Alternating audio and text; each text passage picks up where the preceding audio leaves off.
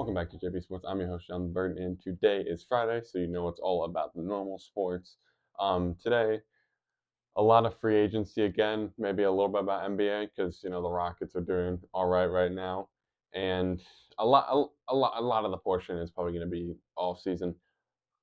A lot of it dedicated probably to the Commanders in the later half, some of the moves and some of my opinions on it. Because if you've watched the channel before, I am a Commanders fan, of course, naturally, but we're gonna get into some of the new stuff.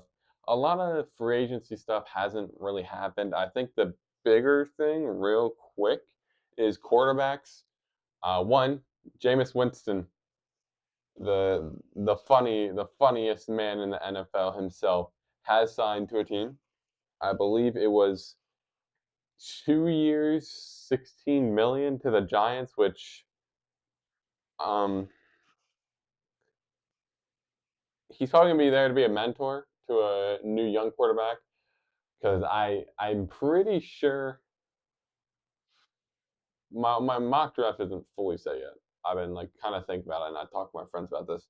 We're pretty sure the Giants will get a quarterback, but we're not fully certain yet because they definitely shouldn't pick Dart at 3. I think that is a waste of a pick because as crazy as it sounds, I have seen Dart go to 3 in some mock drafts, but also I've seen the Steelers take him at 26 a lot. So we'll see if he gets the Giants. But if I'm the Giants, I'm not picking Dart at 3. That's not the pick. That is definitely not the pick. Overall, though, yeah, he's probably gonna be a mentor for either Ward or Shitter, whatever one goes to New York. I know. Well, sorry, he would be a mentor for Cam or Shador if one of them goes there in the draft. Because my guess is I think Cam Ward's going first. That's been my number one pick for a while, and then number two is probably gonna be Shador. I thought maybe they were just gonna find a QB in the offseason and risk it out of the year and just get a new one. I thought maybe they'd go like Abdul Carter, the Browns to really like oomph up that second defensive line, but it doesn't seem like that's going to happen because if I'm Miles Garrett and I want to go to a winning team, and he said when he resigned that he liked their plan, and I don't think Kenny Pickett's the plan he's liking. So we're gonna say it's probably not Kenny Pickett who's going to be the quarterback this year. I mean, he could start, and there could be a quarterback behind him, a rookie, and then take over. But you're not liking the plan if they say Kenny Pickett is your quarterback for the next few years. So they'll figure it out. They'll make Miles Garrett happy because that's all they can if they want to have somewhat of a good season. So going from the Steelers actually quarterback situation, Aaron Rodgers did meet with them earlier today, and one of my dear friends, a Steelers fan, I sent him the post that said he was there, and he was not happy at all. he was not happy at all. Personally, I wouldn't really want Aaron Rodgers. I think I'm one of the people who think Aaron Rodgers should retire. I mean, I think he's just having as much fun as he wants, trying to trying to live out his last years of football. I'm not saying good football. I'm just saying football because you never know. Maybe he'll do something good. Maybe he won't. I don't think it'll be insane.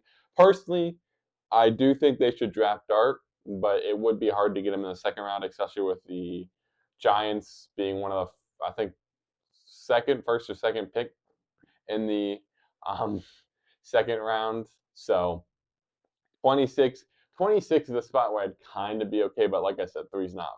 But honestly, if I was them and I realized I couldn't get, a Dart or I don't want Dart, Joe Milton is an option. I feel like he could be traded out of the Patriots if they really wanted to. I think I heard they might be like asking for like a fifth round pick for him, and if I'm the Steelers, I'd do that.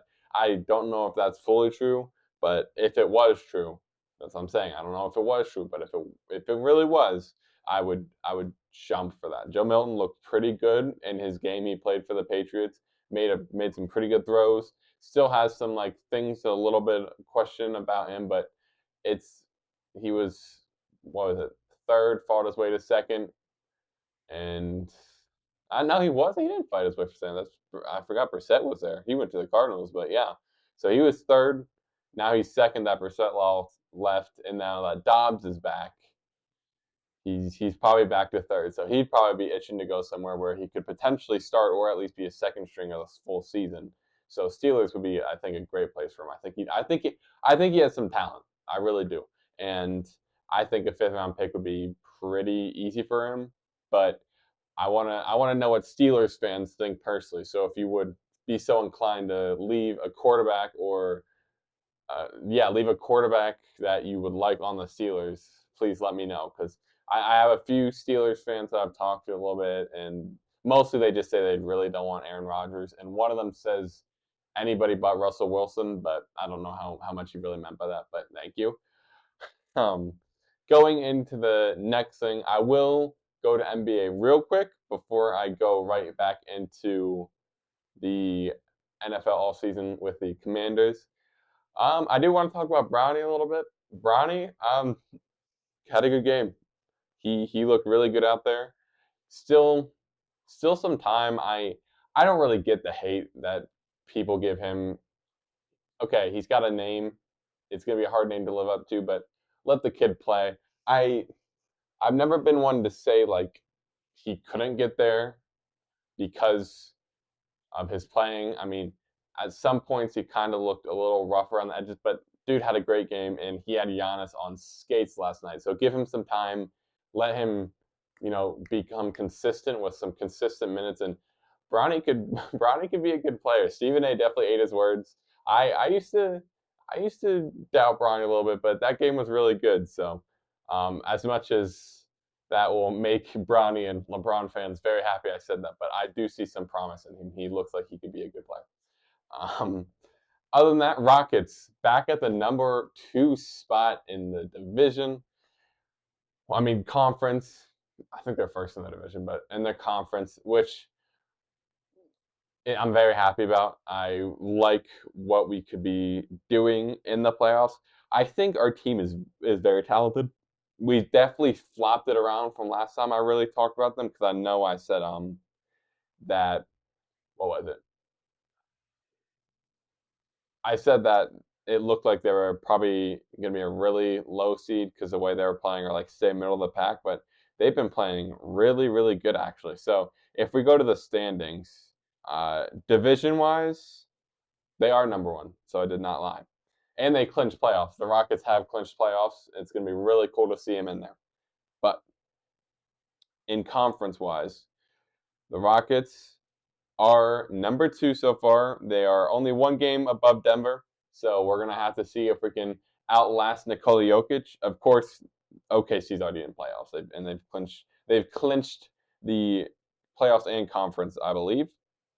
So that'll be a that'll be a harder task. But if you're looking at this, I believe we'd probably be playing. I think the Clippers, which honestly I would love to play the Clippers. I think Rockets versus Clippers in playoffs would be really fun. One because of games, but also just the storyline. You have James Harden going against the Rockets, and the last time the Rockets were any good, but recently it was James Harden. Last time they were in the playoffs, James Harden. So you have to think more. Okay, I'm a WWE fan, so I love storylines a lot, and that's just one of the things that comes with me into normal sports. Like I love the storyline, which a lot of people do, but Rockets versus Clippers, Harden versus his whole team would be, I think, an absolute amazing playoff series, and I think the Rockets could win that if we stay consistent and Fred VanVleet doesn't take every shot and Jalen Green calms down and plays consistent. We'll be good. So Rockets, yeah, overall number 2 seed. I believe they're on a 8-game winning streak. Yes, because they won. All right, so yeah, 8-game winning streak. Really happy with what they're doing. Almost took a BTA from the 76ers, which was really concerning, but we were able to come back from I think a 25-point deficit and go to overtime because saying goat was there. My goat on the Rockets right now. I like Amen too a lot, but Sengun is probably one of my favorite players. And Tori Eason. Tori Eason has been a beast recently. So, but yeah, overall almost lost to 76ers, which would have been really embarrassing. Podcast P paying more attention to the podcast in the season, and then unfortunately for him, he did have a season-ending injury, I believe. So I hope he gets better. I hope the surgery goes well. Of course, Jared McCain, love Jared McCain. He's been out. Joel Embiid almost has missed more than half of his career. It's getting very close to being half. So, and then I think Maxey might be out too. But Quentin Grimes has been really good actually. He came from the Mavericks, which another bad move by the Mavericks because Grimes, like I said, has been looking really good for the 76ers. Morley, only thing making them fun, I guess, to watch. But yeah, overall standings, actually not surprised. OKC, of course, everyone knew. Rockets, number 2. Denver, 3. Los Angeles Lakers 4, Memphis Grizzlies 5, Golden State 6, Clippers 7, Minnesota 8, Sacramento 9, and Phoenix 10. Phoenix is just, oh, what a story for Phoenix. They just suck. They've been terrible, and it's really funny to see another one of those super teams that we've been talking about, like the Nets, those type of super teams just not do well because half their players want out. Durant wants out. Pretty sure Beal wants out. Booker's probably going to get shipped out. I heard that the Rockets were interested in him, but we didn't get him, which I would have been fine with Booker, but it's just really rough for them right now, and it sucks because I like Devin Booker. I think he's a fun player. Has had some funny moments and has had some really cool moments, like the bubble, that game winner against Paul George. Of course, something Paul George is known for. Game winners on him every year. Never, it ceases to exist. If if Paul George isn't getting a game winner on him, he's not in the he's not nothing's happening. It just always happens. There's always a game winner on him. So the season ceases to exist without a Paul George game winner. Um, yeah, but that conference and then Dallas, they're gonna be bad. Portland, San Antonio, the Pelicans, and then Utah. And then on the flip side, you have Cleveland, who have clinched the playoffs, and I believe they have clinched the division. Yeah, they clinched the division. So then Boston second, which they're kind of battling out. The OKC Thunder, they haven't officially clinched it, but they pretty much clinched it. They're 12 and a half games above the Rockets, who are number 2. So it's not gonna happen unless everybody on the Thunder has to start forfeiting games like the Mavericks, which is sad. I'll talk about the Mavericks in a minute, but like I said, Eastern Conference, Cleveland Cavs, you have the Celtics, the New York Knicks, the Indiana Pacers, the Milwaukee Bucks, the Detroit Pistons, which I love this story of the Detroit Pistons going to the playoffs. I just feel like it's fun. And them versus the Knicks would be a really good series. Then you have the Atlanta Hawks, which surprised are still there. The Orlando Magic, which I thought they probably would have been in a better seating and better standing right now if they didn't have a million different injuries. It's been a rough year for them injury wise. And then you have the Chicago Bulls and the Miami Heat. Miami Heat, they're gonna have a downfall, but yeah, it's been bad for them since Jimmy left. They've been all right. I mean, they got some good players. Hero, of course, Bam, but Warriors have been pretty good. Which hopefully Steph Curry gets better too. I saw that nasty fall. I think it's the tailbone from what I saw because he had a similar injury a few years ago. If I remember, he fell and hurt his tailbone, and it sounded bad. So I prayers up to him. Hopefully he gets good. Prayers up to anyone injured right now because there's a lot of people injured, especially on the Mavs. Which Mavericks, yeah. What a year for the Mavericks. You have Luka getting traded. You have Grimes getting traded. You bring in Anthony Davis. He gets hurt and he gets sent to the G League now. You bring in Kyrie Irving. He has a season-ending ACL injury. Then you got Derek Lively. He's been gone. You have G League players come up. They get hurt. And you might have to start forfeiting games. This is terrible. I feel so bad for Mavericks fans because Ooh, there's been some bad years of sports fandom in my life, but I don't know. I don't know how bad it's been to this level. I mean, when RG3 got hurt, that was a rough year for me because RG3 when I was younger, he was like the next greatest thing ever. RG3 on the Commanders. He was great. It was really fun. He was so much fun to watch, and then a lot of stuff happened, unfortunately, and he didn't turn out how he should be, but still had a great rookie season and still fought through a lot of injuries, which I respect him for. But yeah, pretty bad sports moment when the Rockets lost to the Warriors the year when we would have played the Cavs in the finals and we would have won. I swear that year we would have won a championship, but unfortunately, Chris Paul got injured. Which anytime I hear Chris Paul right now, I think of the Shannon Sharp Lakers in 5 thing. So but other than that, and NBA wise, hopefully the Rockets can keep it going because they go through a lot of patches where they're really good and then really bad, and they fight their way back up and then it's just back down. So hopefully they can keep going and Amen Thompson can come back because he was hurt. And I'm in my basketball fantasy right now. Let me tell you, it went great for me this season. Let me pull it up. I'm gonna be honest. Some people stopped playing halfway through, but of the people who kept playing, I did pretty good. Which throughout my league, I had the best record. Yeah. So we throughout the year, I was 16-3. The first week I lost. I don't know how I lost the one. I think the other guy just had like a really surprising players that week in his first week. Another week I lost because it was the week Luca got hurt and everyone got hurt, and then one week I had like 5 people out. But yeah, ended up with 16 wins, 3 losses, 3 wins above the next best guy, and then at one point, the last player in our league is 3-16, so complete opposite. He's actually the one that beat me first week, and that I really don't know how he beat me, but he did. I mean, he had a pretty decent team, but I don't know how he beat me. But you know what? I ended up having the best record. Got a bye week, so we're chilling on that. But from basketball, we will transition back into the NFL offseason.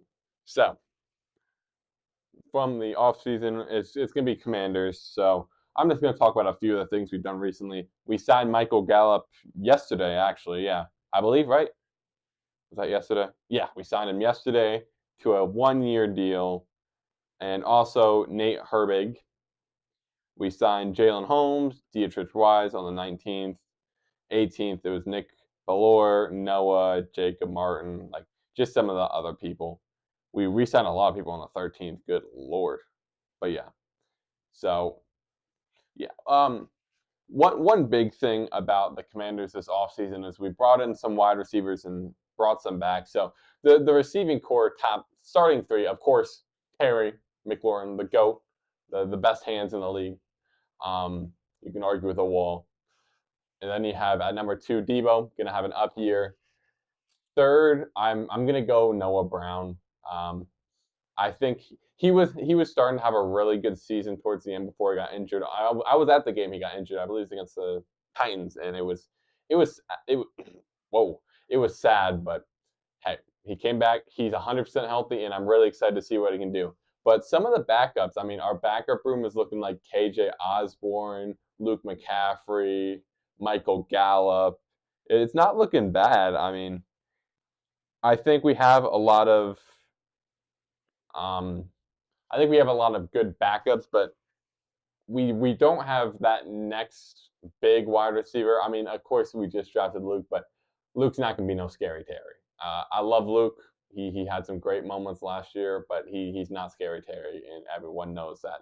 So we need to draft a wide receiver eventually. That's one of the major things I want to talk about because in the draft we need a few things, and I don't fully know what we should go with because we need edge, which you could have traded for Trey Hendrickson or Trayvon Walker. So like it's hard because you have chances and it's gonna probably cost you the number 1 overall pick if you want to trade for Walker. It shouldn't be for Hendrickson, but it's just a situation where there's a lot of good edges in the draft, but you need it's a deeper class, but you need another thing. Like running back is something you probably want to get because we don't have a home run grand slam running back. We don't have an edge, like I said. We probably need to draft soon a guy to be the next Terry and learn from him because I love Terry, but he's not getting younger. He's still pretty young. He's only 30, I think, which is a little older, but I still believe in Terry. He's still the GOAT. And cornerback is still something you need to worry about a little bit because I'm not mad if Jones is our third guy, but I would like someone else. So it's in the draft, edge, corner, or running back is probably what I do in first round. Wide receiver, maybe a round or two after, because I don't think you need to draft that wide receiver yet to take over after Terry leaves. I think we have a little bit of time, but you don't want to waste. You want to do it in like the next draft or two, I think, because it's better to have that ready, and it could be a really good wide receiver 3 or end up being a wide receiver 2 depending on how Debo turns out. So if you get that next guy, it would be great. But in the draft, I'm really struggling to pick someone because there's so many picks. And personally, some of my favorite guys, I love Savone Revel. I've said it a few times. I think he's a great talent. Um, I see a lot of people saying if we go corner to go with Maxwell Harrison, but I think he's got some stuff going on that I just locker room wise, I don't want that in there. I just think it won't fit well. But I don't. What do you guys think we should draft? Because a lot of Commanders fans have differing opinions, and I'd love to see what other people have to say. I feel like a lot of people say like edge, but I just want to see what other people have to say. So please leave in the comments. And other than that, Commanders wise, a lot of good things, some questionable things, but one thing that we have been doing a lot is signing offensive linemen, which perfect. We're finally doing something we should have been doing a long time ago. We're going for big bodies, so like bigger guys, because of course you got to protect Jaden Daniels, our king Jaden Daniels, the guy leading us into the promised lands. He is amazing. He is the best quarterback I've seen on the Commanders ever. With my two eyes, by the time I've been alive, he's the best quarterback I've ever seen on the Commanders, and he's probably gonna end up the best Commanders quarterback of all time. I'm calling it now. Calling it now. I know that's high hopes because we got some quarterbacks who've won a Super Bowl, um, and we got 3 quarterbacks who have won a Super Bowl. Just saying, Eagles. Just playing, but he's gonna be really good. I believe in Jaden Daniels. He's the next greatest quarterback. I'm calling it now. I'm calling the shots. But it's really good that we've been getting offensive linemen to protect him, and we'll figure the situation out. Because on the right side, it's a little situation because Wiley's a suitable guy. He's not terrible. I wish we'd have someone a little better there, but he's not been bad.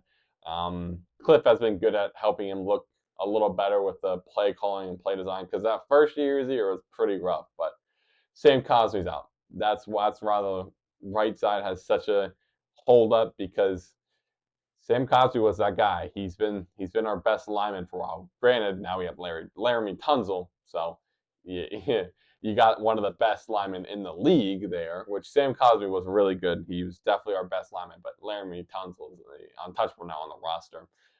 And we just have to figure out that right side. I don't know if they like slip Allegretti in there. I don't know if he's probably gonna play there. They'll figure it out. We got a lot of linemen to choose from now because we've signed so many. Which, man, to think about what our line was just two years ago. What was it? Nick Gates at center, Andrew Riley on the right side, Sam Cosmi. Trying to think of the other people. Did Cornelius Lucas start then? And was it Trent Scott also? Was that our line? Oh, wow. No wonder Sam Allen got sacked so much. But going from that line to this line, Laramie Tunzel, Coleman, Cosby when he's healthy, be honest in the center, of course, a GOAT. And then on the right side, Andrew Wiley, which he was in that year where it wasn't the best, but the way he's been playing better. So the line is astronomically better than it was. I'm not saying it's one of the best. It's one of the better in the league, of course, now, especially with Laramie Tunzel. I'm not saying it's the best.